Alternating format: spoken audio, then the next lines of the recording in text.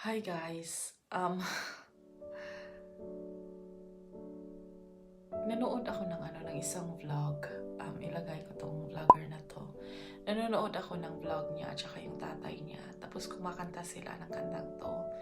Now, mind you, yung tatay niya sila are Bisaya. Tapos nung sinabi nila nakakantahin nila tong kantang to, umiyak talaga ako. Kasi akala ko ako lang yung hanggang ngayon kumakanta pa rin sa kantang to. And ito yung isa sa pinaka-paborito kong kanta. Bisaya siya. Ang title ay Buta.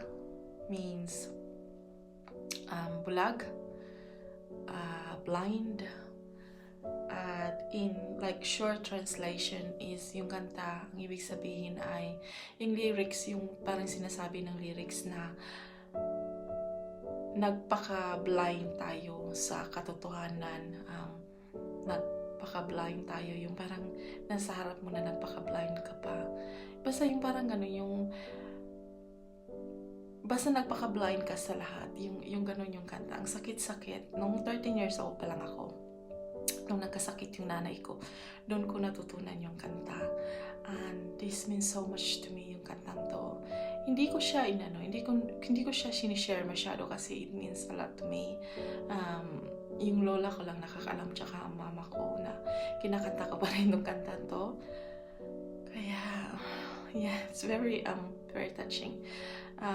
Yung kanta is, pagkadaghan sa nahigmata, nga nangandoy pang matulog, kay mas tamis ang magdamgo sa mga dili tinuod, ang saksi sa kamaturan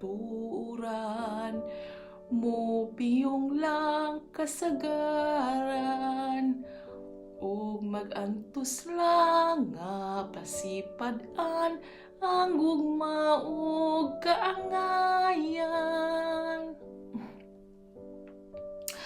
Buta kita sa pagpakabana, buta kita sa luha, ug way pulos ang hayag sa atong mga mata, kung sa kasing-kasing magpabilintang buta.